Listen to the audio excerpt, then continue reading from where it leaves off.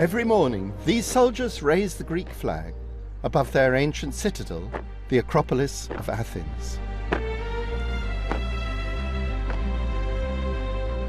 It harks back 2,500 years to a time when Athens gave birth to the idea of a city run by free citizens.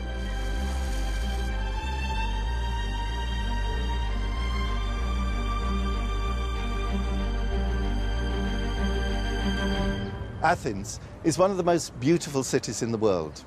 And in many ways, it's Athens that gave us our ideal of a city, our ideal of a citizen. We live in a modern world full of great cities. Modern Athens is far larger than Athens was in antiquity.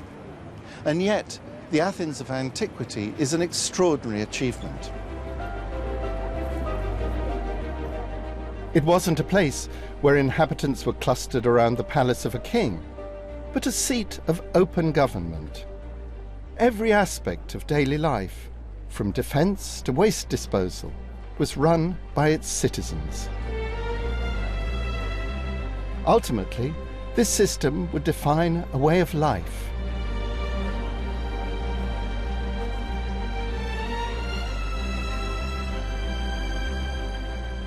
Athenian citizens would give it a name. They called it people power, demo-kratia, democracy. This is the story of how the Greeks transformed the idea of the city into a model which lives on to this day. The colonists arrived here, and so this is it, and then we'll build everything around it. The grid is coming into view. How they created an urban way of life. I love the fact that you know the names of the stonemasons, like the guys who carved the fluting. The first constitution that laid down the rights of its citizens and built a city that was the envy of the world.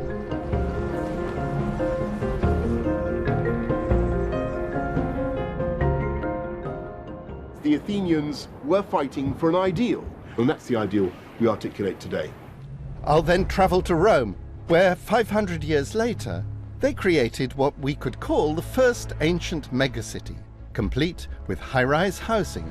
What I love is that this isn't just a bit of archaeology, it's a bit of living history. Underground complexes. E siamo proprio sotto il foro. And incredible infrastructure.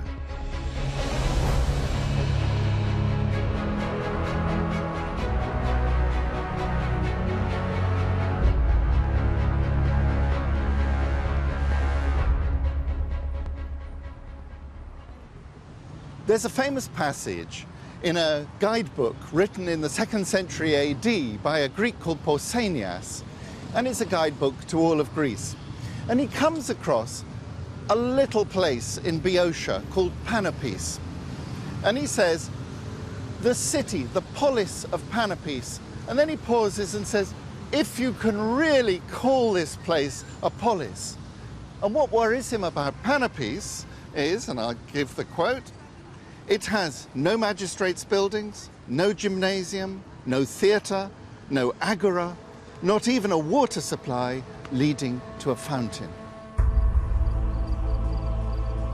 Public space, public buildings, theatres, eventually even public libraries like this one.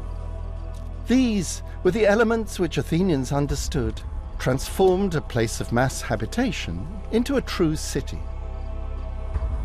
They were taken as given in Athens, which set a benchmark for all ancient Mediterranean cities and for the cities of today.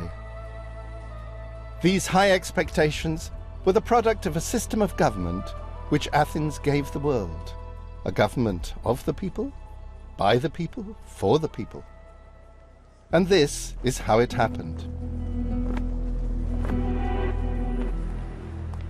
Many people think of England's Magna Carta of 1215 as the earliest constitution.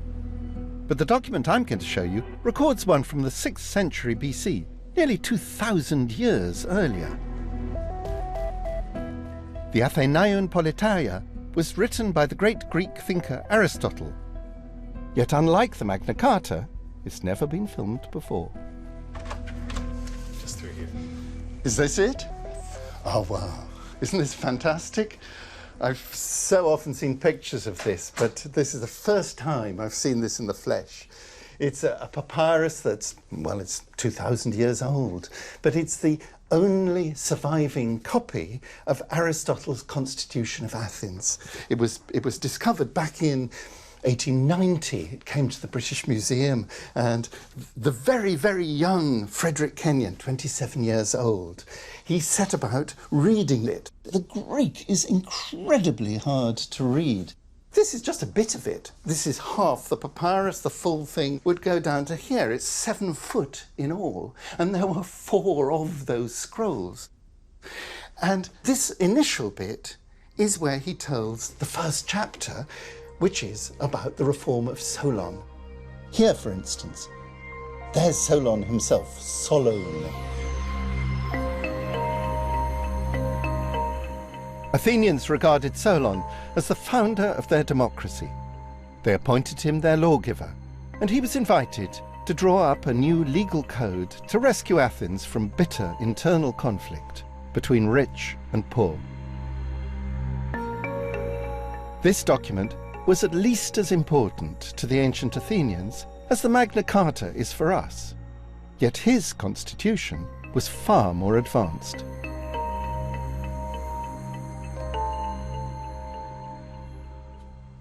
He wasn't just a lawgiver, he was also a poet, defending his reforms.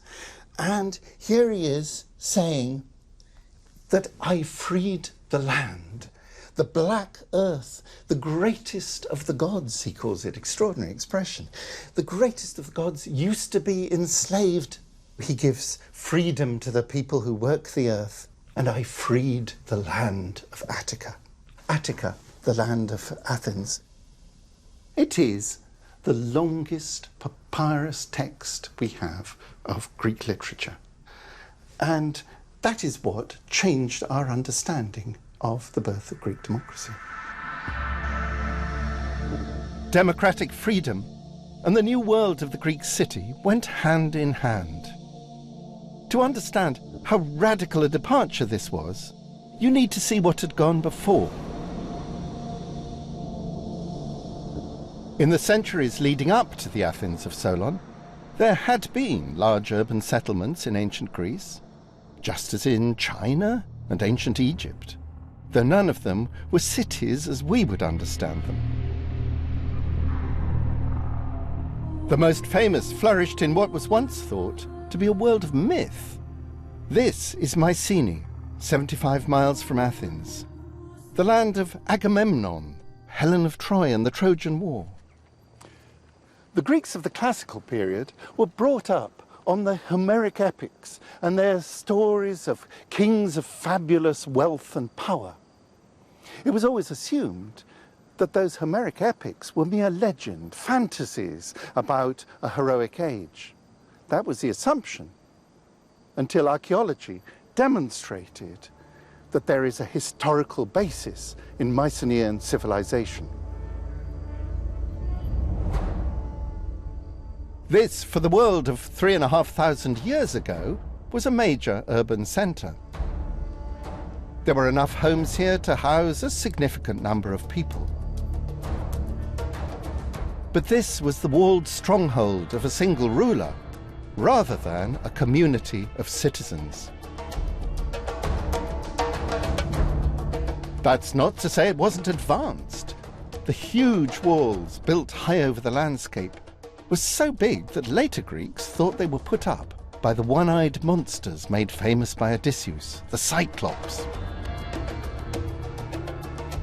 In fact, they were a real feat of engineering.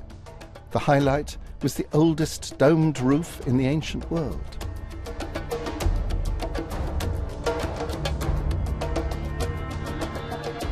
Yet some of the key ingredients associated later with cities like Athens, shared public amenities, public space and public buildings, were missing.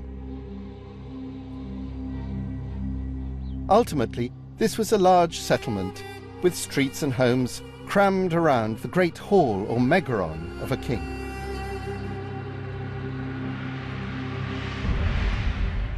By 1000 BC, Mycenae and the other palace centres had collapsed. Slowly, a new type of Greek settlement was beginning to develop. In the course of the 9th and 8th centuries BC, Greeks began to experiment with communities run by the citizens themselves. This model became known as the polis. Greek settlers took the polis way beyond the borders of their homeland. Because when they built their colonies, they were starting from scratch, they could afford to be even bolder in their thinking. It became a spectacular experiment in city building.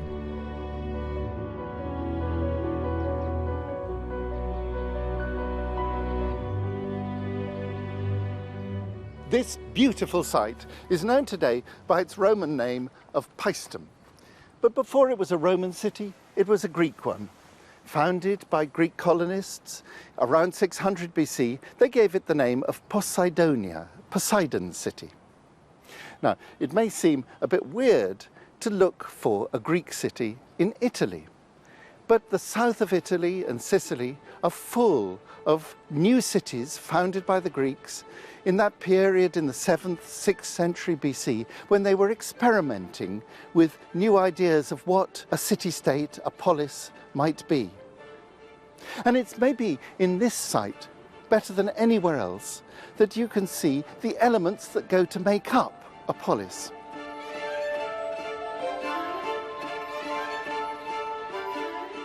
To find out what was so revolutionary about the way this place was planned, I've come here with my colleague from Cambridge, Tiziana D'Angelo. Tiziana, can you give me an idea of how formal was it creating a new Greek colony, a new Greek city?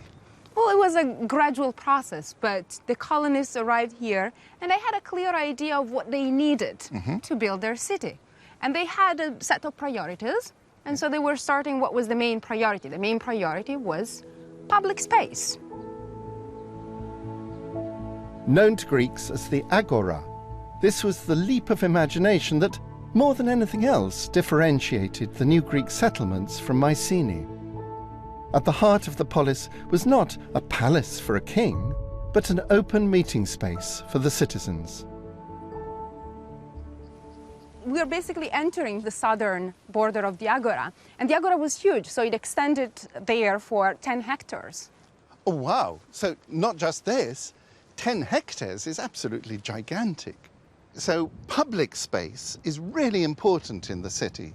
It was the first thing that they were very concerned about. Yeah. So they arrived here and they sort of saved this large square, and they said, okay, this is it, and then we'll build everything around it. Yeah. So this is for the demos, this is for the people, and then individuals can have their houses further away. Yes, west and east of the agora, but we don't touch this space.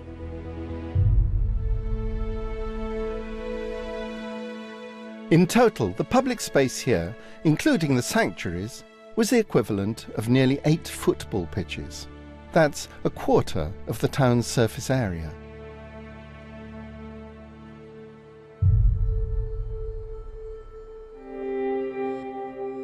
The agora of the polis put the inhabitants at the centre of a new kind of settlement, one run by the citizens themselves. The city as we begin to know it.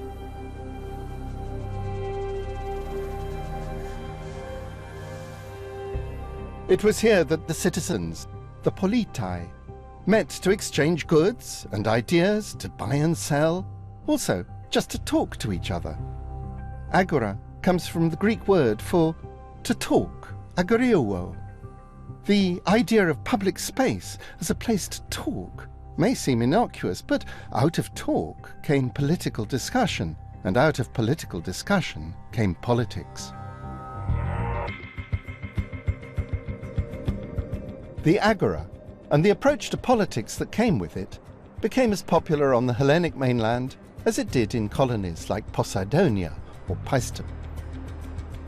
In 900 BC, there hadn't been a single polis in Greece. By 600 BC, there were hundreds.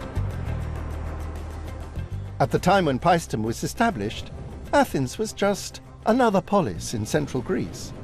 But it was developing fast. Above all, its agora began to evolve, not just in size, but also in role. Just after 600 BC, politics in the agora was revolutionized. The agent of change was the reform of government by Solon, described by Aristotle. What you saw in the British Library is only a section of the Politeia. An entire scroll, like this copy I put together, was even longer. Laid end to end, the complete text is a staggering 5.7 meters, nearly 20 feet long. It tells us in detail not only about Solon's reforms, but also what life was like in Athens before he arrived.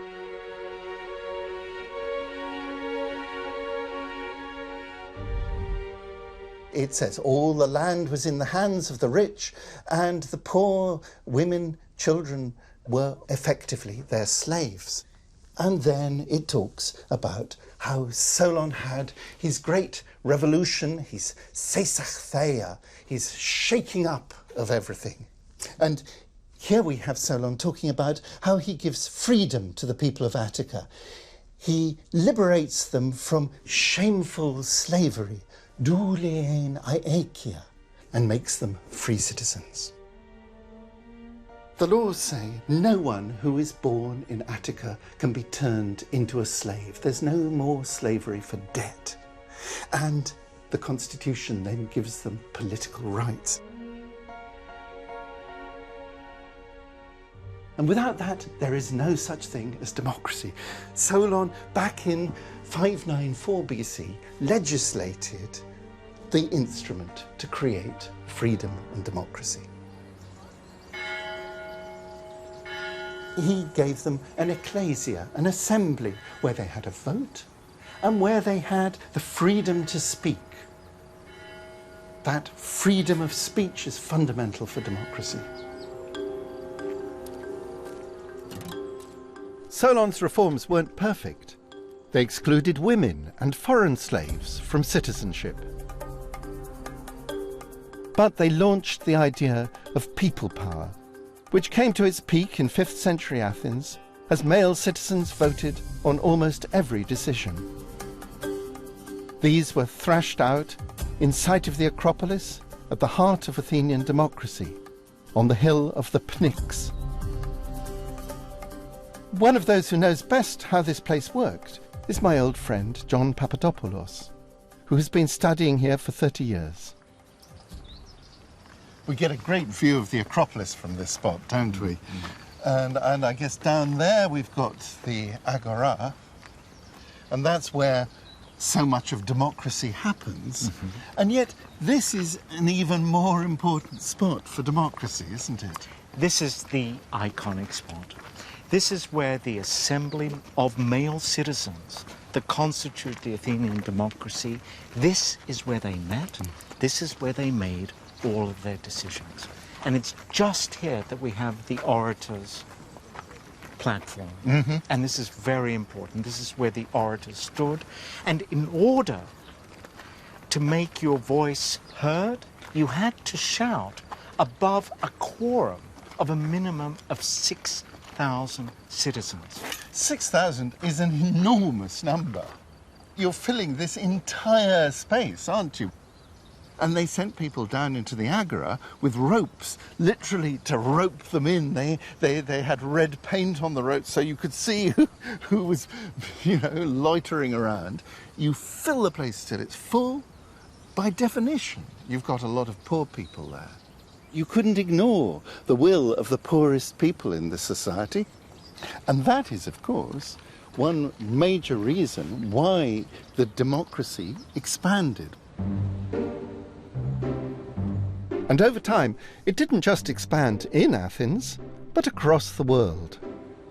Do you think the numbers we have in Barnet and Camden are adequate. You've got more police. Straightforward question. Answer the question. Yes. Answer the question. Ask a sensible question, okay. Dumbo. Yes. Here we go again. Yes. Order. Here we go again. Democracy is alive and well in modern cities today. And one place that's proud to have inherited the mantle is London. Its revenue. Yes or no? Did you say it was going to be free? Yeah. I urge you to get up on the cable car. I've been on the cable car, Mr. Mayor, but It's a system where politicians have to take the rough with the smooth. Ancient Athens' greatest champion in this capital, Boris Johnson, is no exception. But the Athenians would have considered this version of democracy tame by comparison. The citizens delegated little to their politicians and had the right to do more than just vote them from power.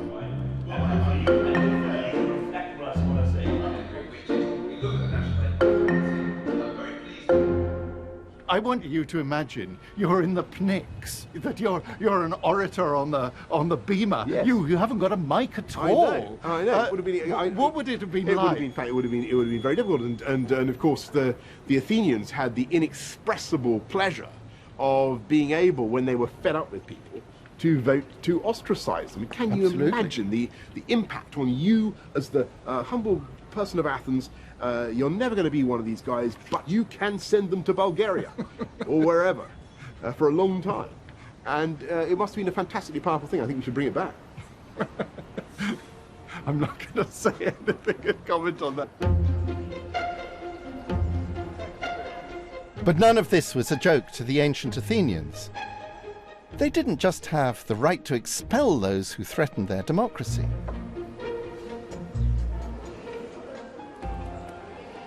So, what's going on here? We've got a stele, a long piece of marble with a long inscription down the bottom, and then an image up above of a woman crowning a seated man.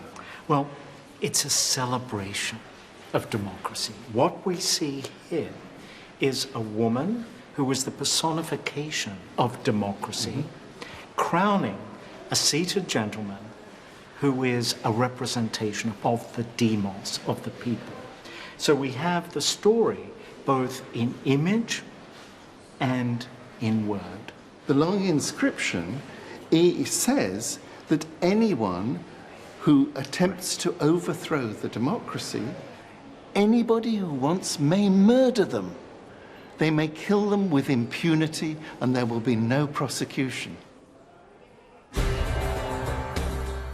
Athens guarded its democratic status with pride. Even in today's Athens, you can still find clues to how the visionary government created by ancient Athenians took the lead over its rivals. Kalimera. How are you? Good morning. Good morning. Good morning. Good morning. Do you have ancient coins? Archaea numismata? Yes, we have, yeah. Oh, Coins. terrific. Coins. Oh, brilliant, brilliant. And here, how much? €2. €2. Yes. Thank you. You've made me a happy man. I have to say, I really am pleased to have my own Athenian owl here. €2 is a small price to pay for this beauty. Of course, it's not an original Athenian owl, it's just a modern copy. But symbolically, this is what the wealth of Athens was all about. They made these coins, which they always stamped with the owl of Athena, the goddess of wisdom, with the silver from the mines at Laurion. And it's the lucky strike of one particular year, 493 BC, when the state makes a profit of 100 talents. What to do with this?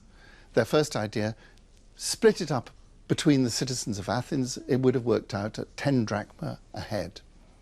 And the great politician Themistocles says, no, no, no, invest, invest, invest. With those 100 talents, we can build 100 ships. Themistocles was a statesman of Churchillian importance in democratic Athens. He realized he had to persuade his citizens of the need to build up the navy to defend both the Athenian democracy and its strategic interests. Like Churchill, Themistocles was a great orator. It was no small feat to get the Athenian voters to forego a cash handout and invest instead in naval power. Control of the sea and the trade brought with it would stimulate the growth of the most populated city in the Mediterranean. This is a replica trireme, or Athenian battleship. Its design is based on original stone carvings. It's 35 meters long, with 3 banks of oars. This was the pinnacle of naval technology in its day. With 170 oarsmen, a ship like this needed to outmaneuver the enemy. It required a high degree of training and skill to achieve the synchronization of all the rowers. They could complete a full turn of the boat in fewer than 70 meters. That's only 2 ship lengths. Its battering ram was its lethal weapon. As the ship's current honorary commander, Captain Panos of the modern Greek Navy, explains. They used all the oarsmen during the battles in order to give strength when the ram was hitting the other vessels. So the ram is a really important part of the ship. This is the true weapon of the ship, isn't it? Correct. And what you want to do is get up the maximum speed so that that bronze ram goes right into the side. Correct. The oarsmen, they were free men, something that a lot of people don't know. Because, of course, historically, rowing ships have often been rowed by slaves, often chained to the oars. It was a brutal and horrible thing to do. And it must have been actually quite unpleasant rowing in a ship like this. It was unpleasant, but the fact that those men were free citizens, they were not slaves, and that's why they gave their best. The Athenian navy, the future growth of the city of Athens, and the freedom of its citizens became inextricably linked. The investment of the profits of the silver mines at Laurion in building up a new navy had enormous consequences for the development of Athens. On the one hand, it made Athens a great naval power and led to victories, but it also had deep political implications. The people who pulled the oars were Athenian citizens, but above all, they were the poor citizens of Athens, and that meant that their voice really mattered in politics. They voted to send themselves into battle. In 480 BC, Persia invaded Greece.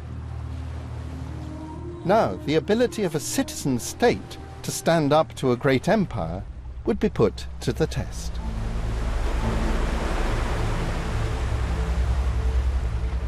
Their Athenian leader decided to take a huge risk. An oracle had told the Athenians to trust in their wooden walls. Themistocles interpreted this to be the Athenian navy. Instead of defending the city with soldiers, he would instead abandon Athens and withdraw his troops to ships moored off Salamis. According to the Greek historian Herodotus, the Persians outnumbered the Greeks by more than 4 to 1.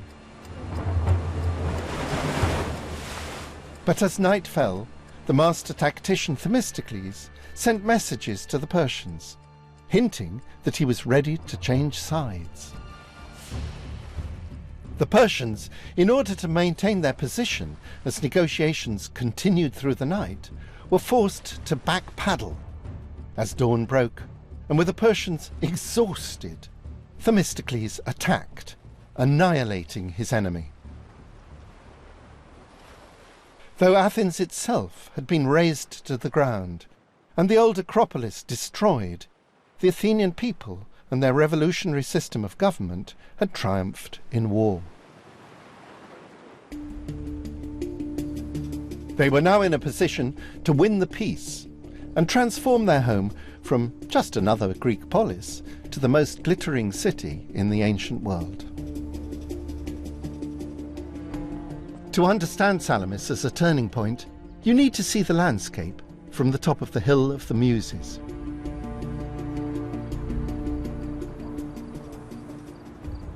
So, we're looking out here on the heart of Athenian naval power, aren't we? Oh, this is the most magic spot for Athenian history and topography. Right in front of us, we have that crescent moon-shaped harbour, and that is Phaleron. And it was there that the harbour was during the Battle of Salamis. But because Phaleron was too open and too exposed, at or shortly after 480, under the inspired leadership of Themistocles, in order to protect the harbour, decided to move the main harbour from Phaleron to the three different harbours of Piraeus. And there's that one modern skyscraper in the middle. One harbour is to the left of that, one harbour is more or less there, and the main harbour, Cantharos, is to the right. The wooden walls of Athens, its legendary fleet, were now reinforced by these famous long walls, formidable fortifications of stone, 20 meters high and 6 kilometers in length. They effectively enclosed the route from Athens to Phaleron and the Piraeus, protecting the link to the sea and the future greatness of democratic Athens as a maritime power. They transformed Athens into a city of unprecedented size, integrated with a system of ports that made it the trading hub of the Aegean.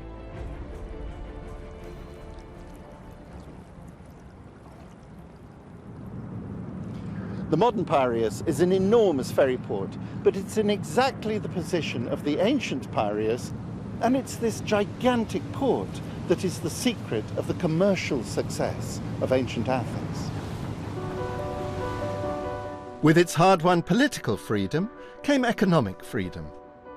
Athens' naval power meant the Athenian merchant fleet was free to trade with whoever they wished, bringing in vast wealth and goods from all over the Mediterranean and beyond.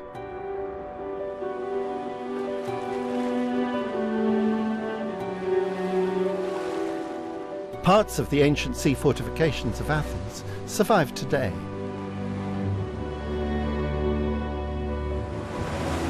And more remarkable still, an archaeological team from the Ephorate of Underwater Antiquities and the Danish Institute at Athens has discovered one key element of the city's supreme maritime status in the 5th century BC: the foundations of the ship sheds in Zea Harbour. What we have here is an artistic reconstruction of the Zea Harbour, and this is exactly the point that we are standing right now. And this is one of the two fortification towers that would block the entrance of the harbour. So right here, going across the mouth of the harbour. One tower would have been here, the other one on the other side, and by using a chain, they would block the entrance, because they wouldn't like anybody coming in and having access in their triremes. This harbour complex would have been almost 110,000 square feet. You would have space for 196 shipsheds. Themistocles didn't just inspire a great navy, he also persuaded the citizens to begin a public infrastructure project which was without parallel in the ancient world. When Themistocles developed this area and created his new system of ports, he built a great wall around it, linked it up to the Acropolis. You can see the trace of the long walls, which are followed by modern streets. But he also created a residential quarter. And he brought in a famous architect, a certain Hippodamus of Miletus, to lay out this new residential quarter for him. Hippodamus was famous for his radical ideas about how people should live in his new cities. Sometimes regarded as the father of modern town planning, he disliked the confusion of the older settlements of antiquity and sought to impose a new order in the planning of Greece. His was a utopian vision, and a democratic one. In modern Athens, it's hard to get a feel of what Hippodamus' city would have looked like.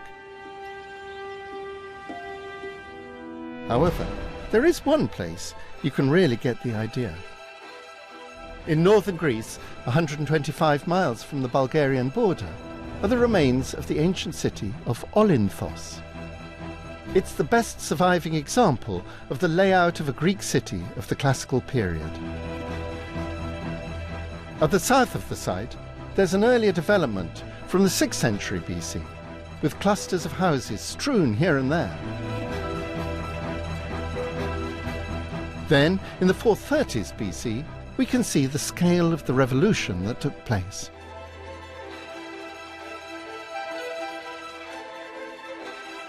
The new settlement is laid out with pinpoint mathematical precision.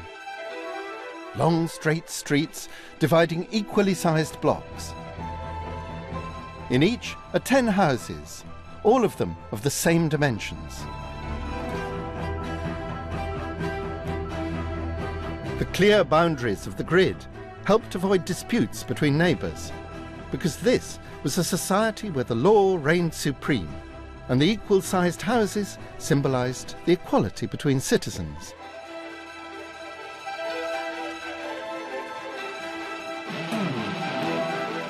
Themistocles' development of the Piraeus after the Battle of Salamis had created not only a mechanism for economic expansion, but also one which would energise the young democracy.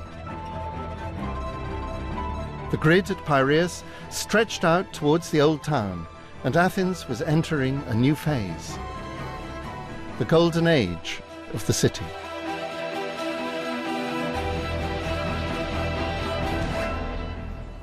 The key to success was an alliance of cities, each of them unique and diverse, with Athens at the helm. Athens' victory over the Persians led to an explosion of growth. The Persians may have been defeated, but they were still a real menace to the Greeks. And what Athens does is to form an alliance of all the cities threatened by the Persians. A couple of hundred cities sign up to a great naval alliance. The Athenians led the alliance, but they also set it up in a way that proved very advantageous to themselves. They said to their allies, well, either you provide ships to add to our navy, or you give us cash. And progressively, as the cash came in, the navy got bigger and stronger, and it became harder and harder for the other allies to do anything but pay tribute to Athens. By 460, the Persians had been driven right out of the Aegean. There wasn't a single Greek city left threatened by the Persians. And at that point, it becomes slightly less important for the Athenians to put their navy out, and they find other ways of spending their money. The city of Athens flourishes on its naval victory and naval power. Almost immediately, they start building, and the Acropolis is built on the profits coming in from this great naval alliance.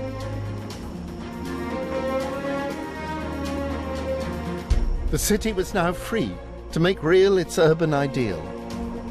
And in the 440s BC, under its new and dynamic leader Pericles, this lavish building program began in earnest.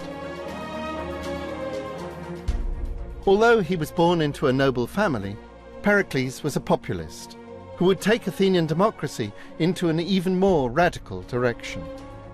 Under his leadership, the poor would not only be allowed to sit on juries, but be paid handsomely for it.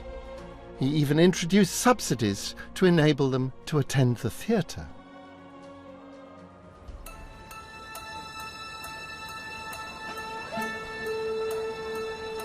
The monuments on the Acropolis were designed to make ordinary Athenians feel proud of the achievements of their grassroots democracy.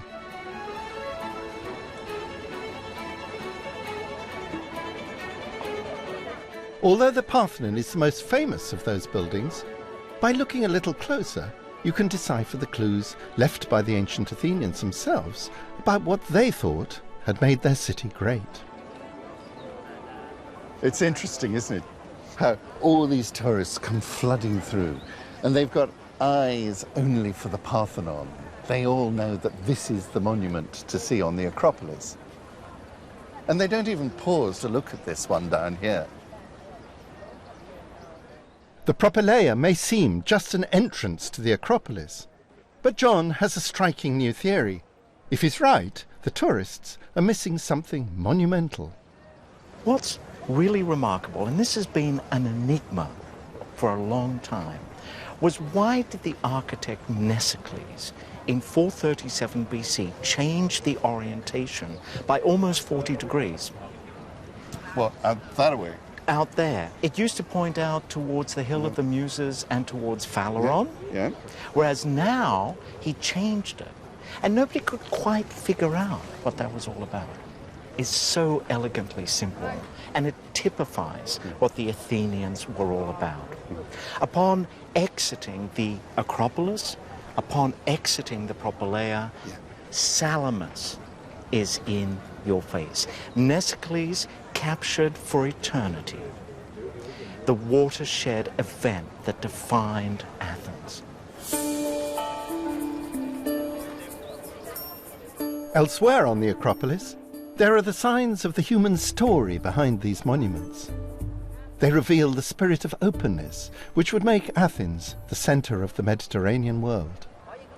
Of course, the big names involved in putting up these wonderful temples, people like Phidias or Mnesicles, they were probably Athenian citizens. But what about the workmen who did all the detailed work?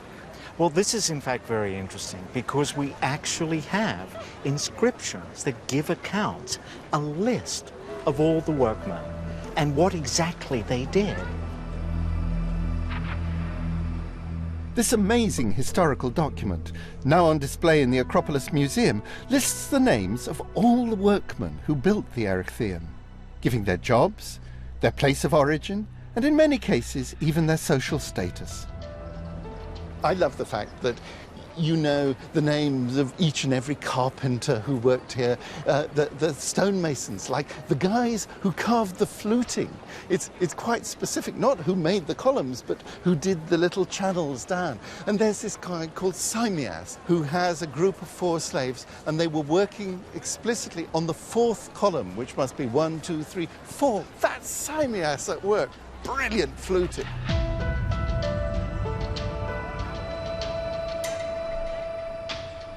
Look at the Erechtheion, one of the great buildings of ancient Athens. Of the 86 builders, sculptors of the Erechtheion who we've identified, 40 were metics, resident aliens.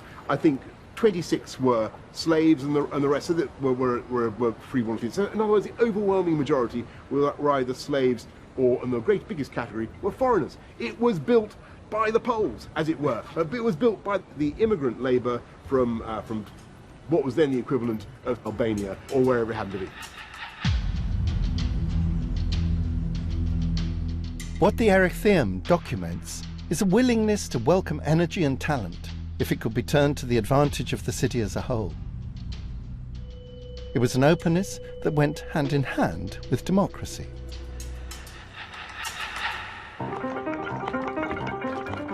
As the prosperity of the Piraeus, with its metic traders, grew, so the road system was transformed to accommodate the rising number of goods needed to supply the increasing population. It's no accident that the modern railway link from the old Agora to Piraeus today traces the road linking Athens to the port in ancient times. The technology has changed, but the infrastructure blueprint laid down by 5th century Athenians remains the same. The new transport links meant that then as now, Athenians could buy from an international shopping list in the Agora. An open city meant global trade, as Pericles boasted in the 5th century BC. Because of the importance of our city, the products of the whole world flow in here, and it is our good fortune to enjoy with the same familiar pleasure both our home-produced goods and those of other people. But we know from contemporary descriptions just how rich the agora was and just what a wide range of goods you could buy there. There's a lovely passage here that I'm going to quote you from a comic poet. And he says you can buy pretty well anything in Athens. It comes from all over the world. Then Syracuse gives us cheese and well-fed pigs. Sails come from Egypt, and this paper too. Incense from Syria. In Paphlagonia grows the almond grove. The elephant sends its teeth from Africa's sands. Phoenicia sends us dates across the billows. And Carthage, carpets rich and well-stuffed pillows. With so much trade going on in and around the city, the Athenian government imposed a strict system of weights and measures to ensure that no one got cheated buying the city's produce. In a democracy, the rule of law mattered, and public officials were appointed to ensure that all aspects of daily life were managed freely, fairly, and cleanly. So this drain, John, is this an original feature? Oh, very much so. This is actually one of the most important parts of the agora. This is the Great Drain. In order for the agora to become an agora, you had to have water management. Fountains brought drinking water into Athens. The Great Drain channeled the excess out, preventing flooding and removing waste. So the Athenians really cared about keeping their city clean. And it's not just having drains, but of course they have a board of officials who are responsible for it. Oh, yes, indeed, the so-called astinomoi. And these were the people responsible for keeping the city clean. And asti, the first part of the word, is the word for the city, nomoi being rules, laws, etc. So these were the people who kept the drains flowing, who kept the city clean, and they were also responsible for the koprophoroi. The koprophoroi would mean literally shit carriers. Exactly. Yes? And there are very clear prescribed rules and regulations as to where and how far from the city walls you could take the human waste. It's all part and parcel of managing this great city. That's wonderful. The city of hygiene. The city of hygiene.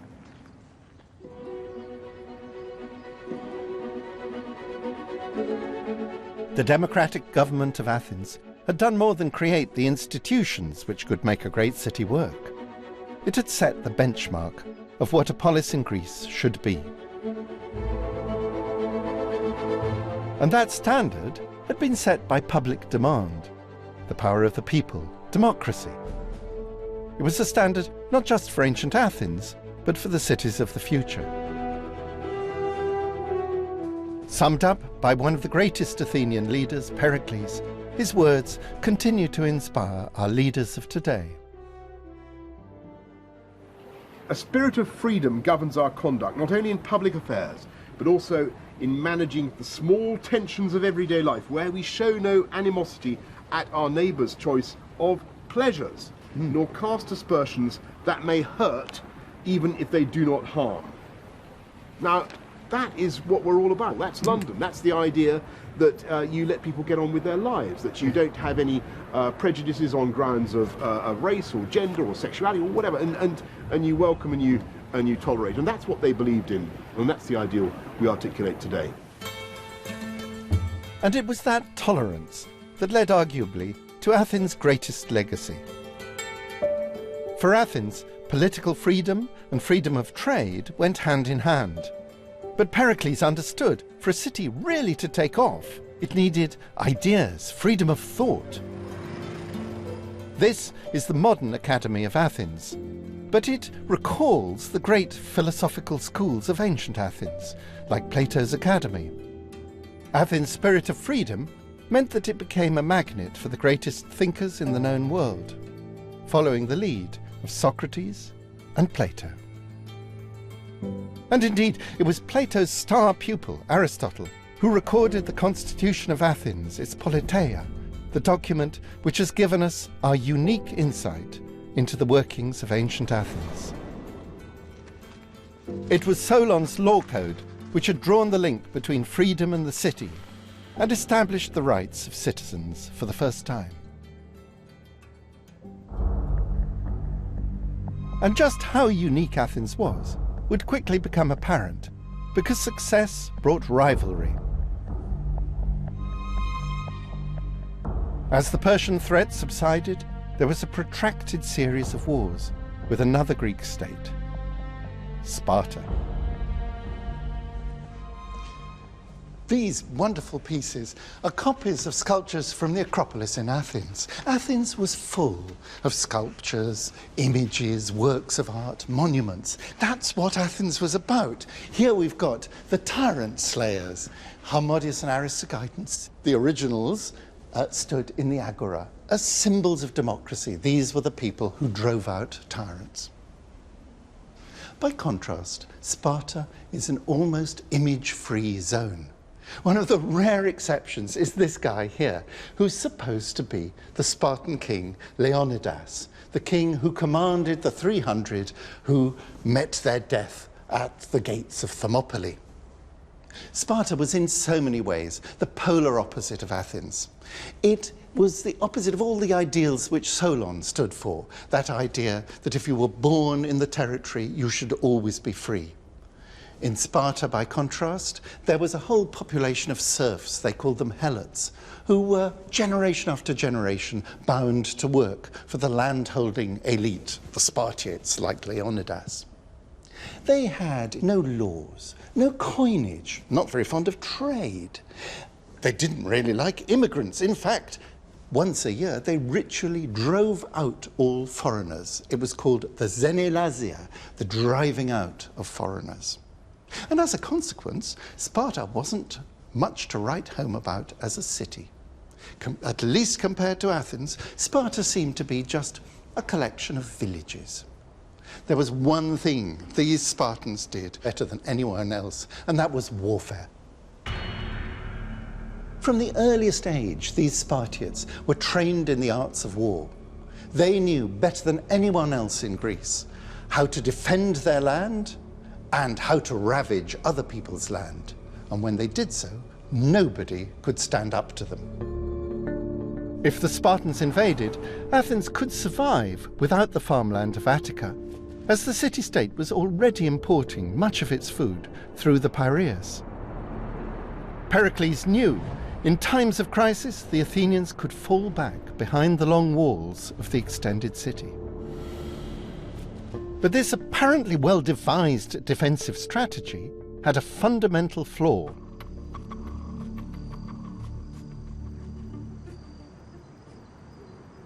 The Kerameikos here is the biggest graveyard of ancient Athens. And it was near here, when they were excavating a new metro line, just back there, that they made an extraordinary discovery. Among the individual burials, there was an enormous pit full of skeletons thrown in ram-jam without any ceremony, over 100 in number. They must be victims of the Great Plague. The Great Plague was the great flaw in Pericles' strategy. Pericles thought he could survive Spartan invasion by gathering the whole population within the long walls. It was, in fact, an effective strategy, but it had a big downside. And the downside was if you cram people into the same space, they spread disease. A terrifying plague broke out, and we know about it in great detail because the historian Thucydides was one of its victims, and he tells us with medical precision how the plague was. Dr. Manolis Papagrigorakis has been analysing new evidence of how the victims died. So Manolis Papagrigorakis has come with one of the skeletons he's studying. This is the head of a young girl. 11 years old. Are you certain she suffered from the plague? Yes. How do you know? Έχουμε κάνει ανάλυση DNA από τον πολφό των δοντιών που ήταν από τους σκελετούς που ήταν μέσα στο λάκκο. Η ανάλυση έδειξε από 3 διαφορετικά δόντια, από 3 διαφορετικούς σκελετούς, ότι το αίτιο ήταν το βακτήριο της σαλμονέλας εντερικά τύφη με σύμπτωμα τον τυφοειδή πυρετό. So, what are the symptoms of typhoid fever? How does someone die? Το κύριο σύμπτωμα ήταν ο υψηλός πυρετός. Γι' αυτό το λόγο οι ασθενείς πηγαίνανε στις πηγές στην Αθήνα για να δροσιστούν, για να πέσει ο πυρετός, και έτσι έγινε η διασπορά της μόλυνσης σε όλους τους Αθηναίους. Tragically, the plague's greatest casualty was the Athenian leader Pericles, a victim of his own strategy.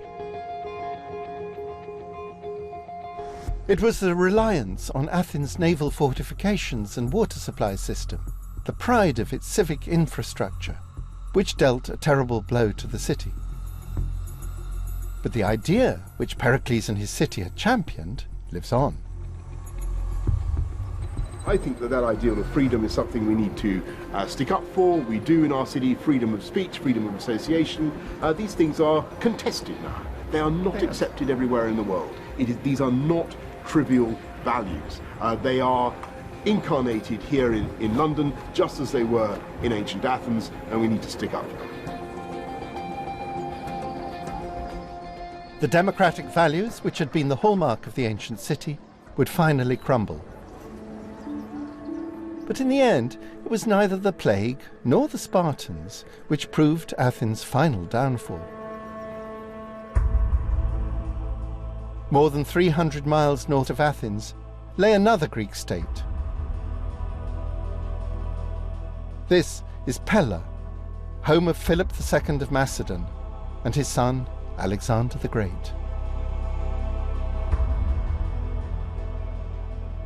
Pella was the new capital of the Macedonian kingdom that defeated Athens.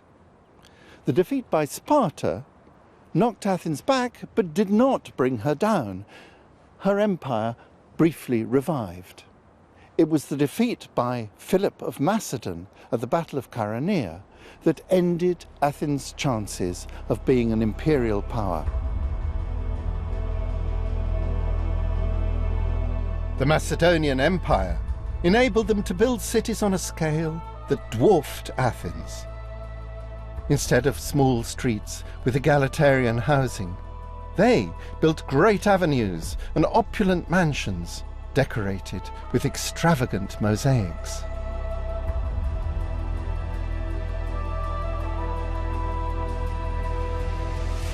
But in terms of making cities work, they followed the Athenian example of public space, public water supply, and public buildings.